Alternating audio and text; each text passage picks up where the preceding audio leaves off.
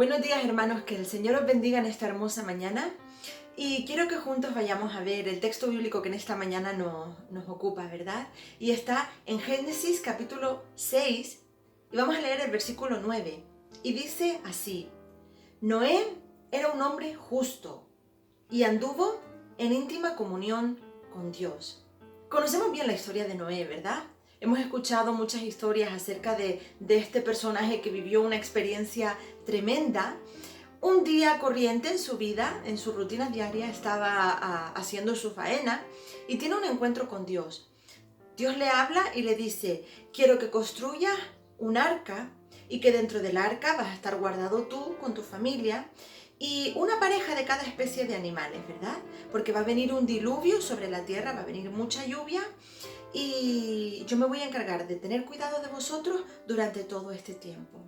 Ahora hay varias cosas que podemos aprender acerca de este tiempo en la vida de Noé, algunas pinceladas que me gustaría que recordáramos rápidamente en esta mañana.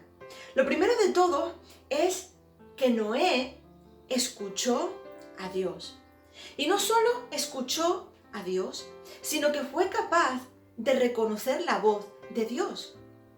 Y yo sé que a ti y a mí nos gustaría mucho en nuestra vida diaria ser capaces de tener esta percepción, ¿verdad? De tener esta sensibilidad de escuchar la voz de Dios. Pero es que es muy difícil que podamos escuchar la voz de Dios cuando estamos continuamente escuchando lo que nos dicen las noticias, lo que dicen los vecinos, lo que opinan los demás, o incluso nuestros propios pensamientos, llenándonos de nuestras propias ideas y de nuestros propios pensamientos. Y así es un poco difícil escuchar la voz de Dios.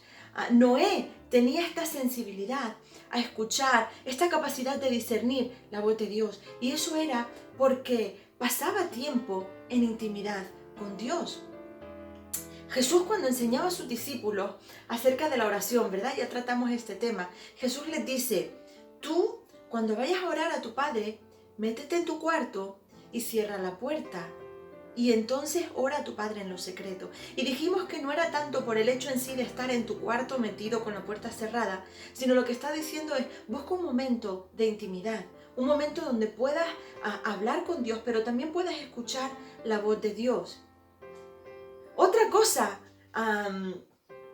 que podemos aprender de esta historia de Noé es que Noé anduvo con Dios. Y andar con Dios implica una actividad diaria, no es un pasivo me siento y aquí me quedo, sino es una vida activa en obediencia y no solo en escuchar a Dios, sino en obedecer, en poner en práctica aquello que Dios nos dice. Es interesante porque Noé tenía dudas acerca de lo que Dios le estaba pidiendo seguramente. Dios le había dicho: va a llover, y él nunca había visto lluvia, nunca había llovido hasta ese momento sobre la tierra. También Dios le dice: haz un arca. Y no sabemos, pero a lo mejor Noé no tenía ni idea de lo que era un arca. Dios le tiene que dar instrucciones específicas de así, paso a paso, qué es lo que tiene que hacer, porque él nunca había hecho un arca y se ve que en aquel entonces no era costumbre hacer arcas, igual jamás había visto un arca tampoco. Entonces seguramente Noé tenía dudas acerca de lo que Dios le estaba diciendo, no entendía el por qué, no entendía el para qué. Pero una cosa sí que sabía, y es que Dios era bueno y Dios quería lo mejor para él, porque andaba en intimidad con Dios y conocía a Dios. Y rápidamente, una tercera cosa que podemos aprender acerca de esta historia es que Noé no le tenía miedo a nada.